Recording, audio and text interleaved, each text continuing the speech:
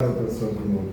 Agradecer ao Senhor pela presença do teu servo, que vai trazer esse alimento para nós. Pedimos, meu Pai, a tua bênção e a graça do Senhor, que o teu Espírito Santo possa usar nessa manhã, como tem usado sempre. Pai, que ele venha trazer esse alimento e que nós possamos sair daqui, meu Pai, cheios, regozijando com a tua presença. Pai, nós abençoamos eles, abençoamos as tuas mãos, abençoamos o teu ministério, os teus projetos e tudo aquilo que ele tem colocado diante do Senhor. Assim nós te agradecemos por tudo que o Senhor vai fazer, em nome de Jesus. Amém. Queridos irmãos, eu vos saúdo na paz do Senhor. Amém. Sempre uma satisfação imensa para a minha alma estar aqui desfrutando com os irmãos. Esse lugar que me sinto bem, me sinto acolhido, me sinto amigo, me sinto irmão. Talvez esse é um dos significados da Igreja de Jesus, quando se reúne amigos, pessoas que se sentem bem um ao lado do outro, se sentem bem na vivência e no acolhimento. Deus abençoe o pastor Silas e toda essa igreja. Sem perda de tempo, convido a todos que abram sua Bíblia no livro dos Salmos, Salmo de número 15. Nós vamos ler uns 3 versículos, 2 no livro dos Salmos e 1 na primeira carta de Paulo a Coríntios. Salmo de número 15, versículo 1, diz assim: Senhor, quem habitará no teu tabernáculo? Quem morará no teu santo monte? Versículo 2: aquele que anda em sinceridade. Salmo de número 68, versículo 2, diz assim: como se dissipa a fumaça, assim tu os dissipas. Como derrete a cera diante do fogo, assim haverá de perecer todo aquele que vive pecando e não se arrepende, ou os ímpios, né? E por fim, primeira carta de Paulo aos Coríntios, capítulo 11, versículo 28. Primeira carta de Paulo aos Coríntios, capítulo 11, versículo 28. Examine-se o homem a si mesmo, antes de comer desse pão e beber desse cálice. Queridos irmãos, nessa manhã de Santa Ceia, eu escolhi essa sequência de versículos bíblicos para nós conversarmos alguma coisa sobre arrependimento, com base no texto também no mesmo Salmo de número 32 que o pastor Silas leu.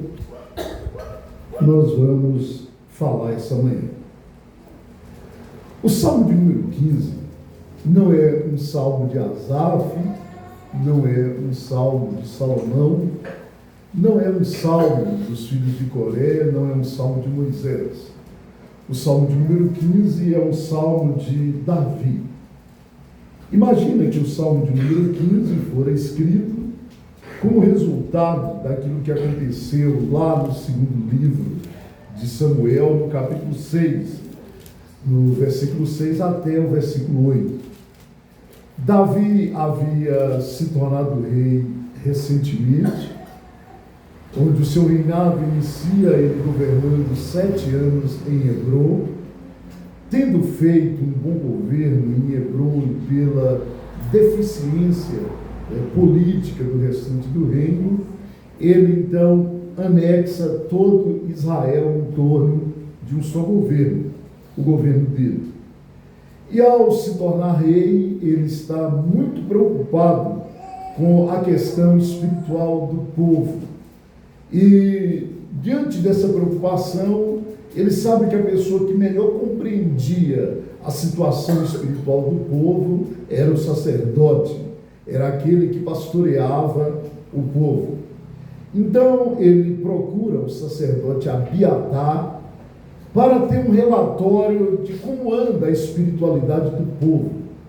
E esse relatório incomoda ele. Aquilo que Abiatar fala deixa ele um pouco incomodado. Abiatar diz que a situação não estava bem. E ele resume que a espiritualidade do povo estava comprometida desde o dia que a Arca do Senhor fora levada. A Arca do Senhor é um caixote de madeira feita de acácia. Ele é todo ornamentado de ouro. Esse caixote tem uma tampa, sobre essa tampa 2 querubins, chamado de propiciatório. Dentro desse caixote tinha o bastão de Arão que havia brotado, tipificando a simplicidade de uma vida sacerdotal.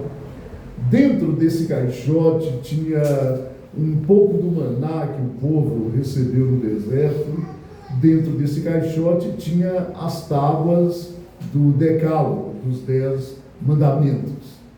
Esse caixote ele media 1,67 m de comprimento, 1,65 m de largura, 75 de altura. E era conhecido como a Arca do Senhor, também chamado de a Arca da Aliança, a Arca do Concerto, ou o tabernáculo móvel. Essa era a ideia. E quando Davi recebe esse relatório de Abiatar, ele precisava então confrontar a situação. Existia um problema, e diante de um problema, a melhor solução não é fingir que não existe.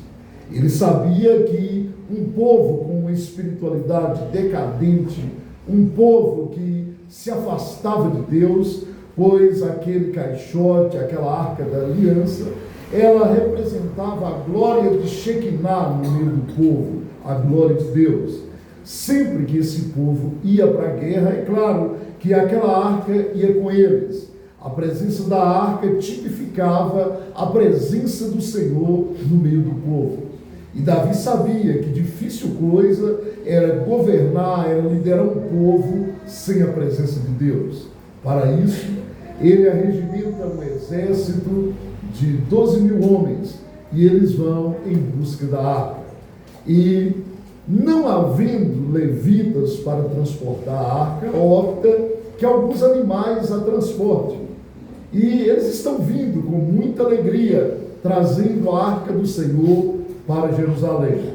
No meio do caminho, um dos animais tropeça, e um sobrinho de Davi, um filho de Aminadab, quando viu o animal tropeçando, ele preocupou com a possibilidade da arca cair, e ele quis dar uma ajuda para Deus, e ele instintivamente ele punha a mão na arca, e ao colocar a mão ele cai, e entra em estado de fulminância e morre no mesmo instante. Quando isso acontece, Davi entra num estado de frenesi, olha para cima, e parece que o Salmo de número 15 tem origem aí, onde ele indaga, dizendo: Deus, diante de tamanha santidade moral, que bastou apenas um homem, não sendo ele da tribo de Levi, tocar na arca, ele morreu. Nesse caso, Deus, se um ser humano tocou no tabernáculo móvel, ele não viveu. Quem vai subir ao teu tabernáculo? E quem morará no teu santo monte? Quando ele faz essa dúbia pergunta, Deus lhe dá 11 respostas. A primeira resposta de Deus é: Davi, vai habitar comigo no meu tabernáculo, vai habitar comigo na minha arca celestial, vai habitar comigo no meu santo monte, em primeiro lugar, aquele que anda em sinceridade. Foi por isso que eu li o mesmo texto um texto semelhante no Salmo de número 68, versículo 2, que é o mesmo Davi dizendo que assim como a cera é capaz de derreter diante do fogo, assim haverá de perecer todos aqueles que vivem pecando e não se arrependem. Ou ele compara ao ímpio. Voltemos ao Salmo de número 15. Sinceridade. A vida cristã, se existe algo que é característica de uma vida cristã sadia, é a sinceridade. A sinceridade, ela nos permite o tempo todo olhar para dentro de nós. A palavra sinceridade vem de sincero. A palavra sincero, ela deriva da língua latina. Uma palavra composta é sim e cera. Sim, de onde vem sem, e cera, de onde vem cera. A palavra sincero quer dizer sem cera. O povo romano, eles tinham como hábito fazerem estátuas de mármore. E essas estátuas, depois de pronta, ia para a feira, para o mercado, para vender. E gente malandra sempre existiu, lero-lero, 171. E na antiguidade romana não era diferente. Os cabras faziam as estátuas trincavam, e eles, para despistarem, pegavam cera, passavam no trincado e colocavam ali no mercado para vender. Aí o inocente ia lá, comprava o negócio, tudo ia bem, até expor a estátua no jardim, diante do sol, a cera derretia e o trincado manifestava. O povo judeu também tinha hábito de trabalhar cerâmica. E uma mulher um dia faz um belo vaso, ou muitos vasos. E no processo de fazer vasos, sempre tem acidentes. Depois de preparar o vaso, ela leva os vasos ao forno, deixa ali por um instante, fazendo ele experimentar a temperatura e assim hidratar, retirar o líquido daquele barro, o elemento que foi usado para fazer aquele vaso. Depois de um tempo, ela retira os vasos do forno e observa que um dos vasos não estava bem. Um dos vasos não suportou a alta temperatura e ele trincou. E quando ele está indagando a condição do vaso trincado, chega uma amiga e diz: o que você está pensando? Eu vou ter que quebrar esse vaso aqui, mas o trabalho que deu, pois é, trincou, não dá para ser um vaso aqui, nada.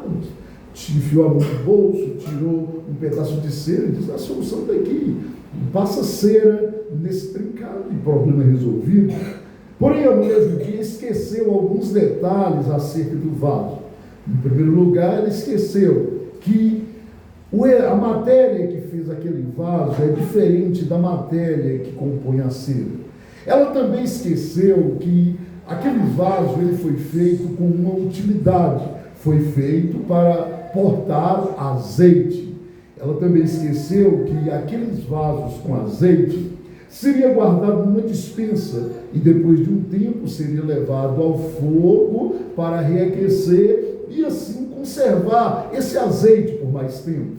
Ela não hesitou, pegou a cera, passou no trincado do vaso, pegou o azeite, colocou nos vasos e guardou na despensa. Passou-se o tempo, chegou o momento de reaquecer o azeite. Pegou os vasos com azeite, levou ao forno para reaquecer o azeite. Porém, quando volta, ela observa um rio de azeite correndo dentro de casa e ela foi buscar a origem. Estava exatamente no forno e originou do vaso trincado. Existem dois tipos de vasos. Existe o vaso com cera e existe o vaso sem cera. O vaso com cera não dá para portar azeite. Para portar azeite, o vaso precisa estar sem cera. Se colocou cera, é porque o vaso estava trincado. Existem dois tipos de cristãos. Existe o cristão sincero. O cristão sincero, ele é uma bênção. É uma bênção para a vida dele, é uma bênção para a sociedade, é uma bênção para a comunidade. Ele é sincero. O cristão sincero, ele sabe julgar a si mesmo. O cristão sincero, ele sabe autoanalisar. O cristão sincero, ele é um cristão dependente. O cristão sincero, ele é como uma criança que segura na mão de um pai, vai atravessando o sinal, pouco importa se o sinal está verde, amarelo ou vermelho. Ele sabe o que é confiar, ele sabe o que é depender do pai. O cristão sincero, ele sabe que ele não é um super-homem, aquele personagem de Nietzsche, onde imagina esse super-humano. E o cristão sincero sabe que super-homem, ele não tem muito êxito na mão de Deus. Quando Deus tentou lidar com o super-homem, não fluiu bem. Sansão é o maior exemplo disso. Mas o tempo todo, Deus sempre lidou com seres humanos, homens demasiadamente humanos, seres humanos. A lida de Deus é com uns, é com homem. A lida de Deus não é com máquina, não, é com homem, é com ser humano, é com barro, é com vaso. A sinceridade nos permite olhar e saber nossas limitações. Tira de nós todo o fanismo, tira de nós toda a preocupação extrema. Porque o que Deus precisa é de barro moldável, é de barro adaptável, é de seres humanos que sabem se moldar nas mãos, se deixem moldar pelas mãos do Criador. O crente não sincero, ele é um problema. Porque o não sincero, ele vive uma falsa fé. Ele diz para todo mundo que os olhos de Deus passam por toda a terra, que se o ser humano esconder no inferno, Deus vê, que se o ser humano esconder nas maiores alturas, Deus está lá. Mas na prática, não vive isso. Quando o indivíduo vive uma vida de pecado, é porque não existe o temor de Deus. É porque a relação dele com Deus é Deus não vê. Se Deus não vê, Deus não importa. Mas ao mesmo tempo, vocifera que Deus vê tudo. Tem uma incoerência nisso. Sinceridade. É a sinceridade que nos permite olhar para dentro. Olhar para dentro de nós. Eu tenho alguns exemplos bíblicos do que é das consequências da falta de sinceridade. Uma delas está lá no livro do Gênesis, capítulo 39, se não me engano, onde um moço chamado Judá, ele tinha 2 filhos. Um se chamava Onã, ou 3 filhos. Um se chamava Onã, outro se chamava e um terceiro chamado Selá. Pelo que o filho mais velho de Judá casou-se com uma mulher chamada Tamar. Só que ele era tão mau aos olhos de Deus que ele foi banido da terra, cumprindo-se a lei do levirato, onde o segundo irmão, na sequência, deveria casar com aquela viúva e proceder gerações. Só que o filho que nascia não era dele, seria do defunto, do irmão que morreu. Pelo que esse segundo filho de Judá não tinha intento nenhum de procriar a vida.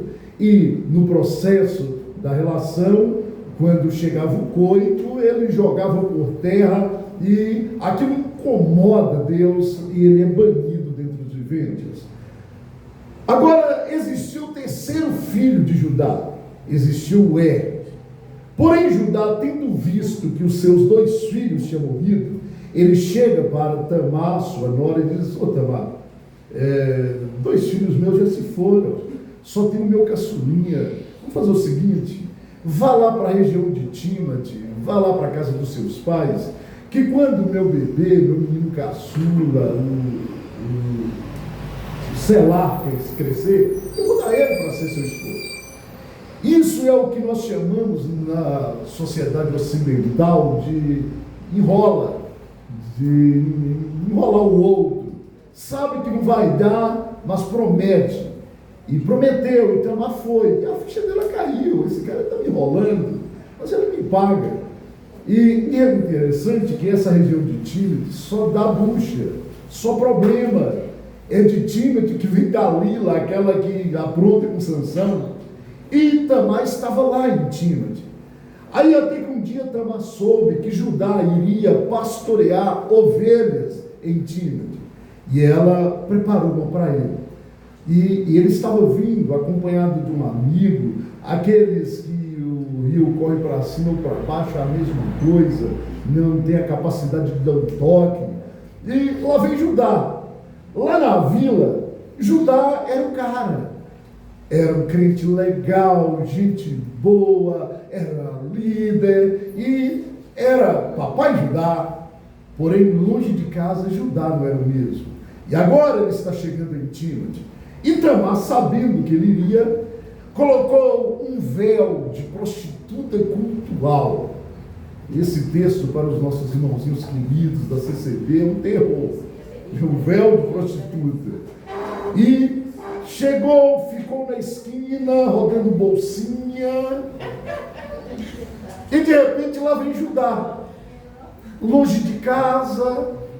E quando viu aquela garota de programa rodando bolsinha, ele não hesitou. Ele aproximou-se dela e disse: queres tu deitar comigo nesse dia? Ela disse: eu até deito, mas eu preciso de algumas coisas. Né? O que você quer? E ele diz: olha, em troca eu vou te dar algumas cabritas. Ela: além das cabritas, eu quero mais alguma coisa. O que você quer?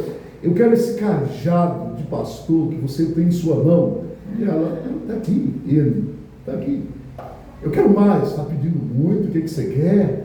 Eu quero esse selo que você tem. Estou até com selo. Quero mais.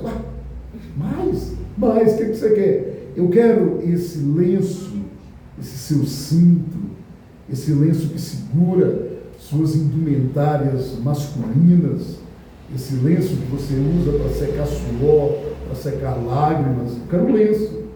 E Judá dá para ela o cajado, dá para ela o selo e dá para ela um lenço. Deita-se com ela, não imaginando que era sua nora. E vai embora, faz o que tem que fazer em Tímete e volta. Aí passa menos de 9 meses, chega alguém. Diga: ei, Judá, deixa de prosa aí, Vaz. Vamos começar. O que está pegando? É o seguinte, sabe aquela nora sua? O que tem, rapaz? Tamar. Quem tem Damasso? Aquela que você defende para todo mundo. O que tem? Minha sogra, respeita ela, minha nora. Eu sim, aquilo é uma pecadora, senhor. Você está dando moral para ela aí, mas o negócio não é bem assim, não. O que está acontecendo, rapaz? Moça, aquela pecadora não casou, é viúva negra, matou 2. E mesmo assim, está grávida. E o quê? Você sabe o que a religião diz? Sim, ela tem que ser apedrejada. Se você quiser, nós iremos lá, pegaremos ela para apedrejarmos. Aí chegam os algozes, bate na porta, e nem dá, ela abre a porta, eles nem dão a paz do Senhor. E nós viemos aqui, assim, o que vocês vieram fazer? Judá mandou buscar você. Buscar para quê?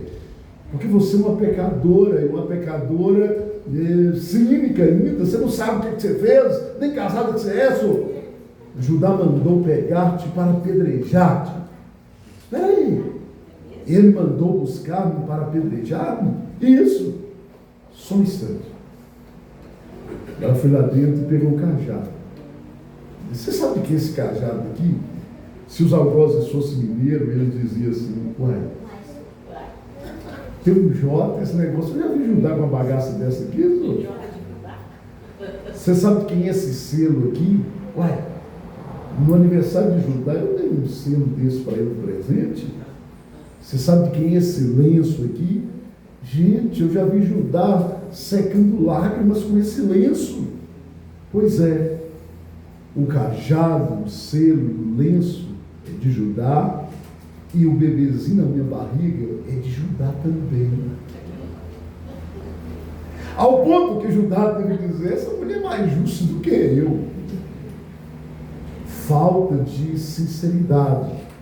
A falta de sinceridade conduz o cristão a viver uma dúbia personalidade. A falta de sinceridade leva a viver uma vida de estereótipos, de aparência, de religiosidade, de auréola na cabeça, onde Deus, para as favas, para o estereótipo e para a falsa santidade. Deus não precisa de estereótipo. Deus não interessa com aparência. O ministério de Jesus foi o tempo todo bater de frente com a estereotipia dos fariseus. Aqueles que preocupavam de sair orando pelas ruas, de dar uma oferta à vista de todo mundo, de pôr um talite no ombro, de pôr um quipá na cabeça, de dizer: eu sou o melhor, eu sou o homem santo. Não, para Deus isso pouco importa. O que Deus quer é sinceridade. É sinceridade. Quando nós vivemos essa vida cristã sem sinceridade, a exposição é total. Eu poderia citar inúmeros casos. Poderia citar o caso de Saul, que quase mata o filho dele por causa de um favo de mel. Eu poderia citar a narrativa de Ananias e Safira, para dizer: não, o Velho Testamento o Serol cortava na alta. Eu estou dizendo do Novo Testamento. Falta de sinceridade. É nós vivermos a vida cristã querendo colocar remendo na existência. Não. A sinceridade, ela nos leva a olhar para dentro de nós. Aquilo que Paulo fez quando ele se descobre, ele olha para dentro dele e diz: ixi, eu sou um homem miserável, miserável homem que sou. Ele olha para dentro dele e diz: eita, eu carrego um defunto nas costas, eu sou um homicida. É uma recorrência a tradição de que quando alguém assassinava um outro, amarrava aquele defunto e ele saía gritando: miserável, mísero homem que sou, quem me livrará desse corpo mortal?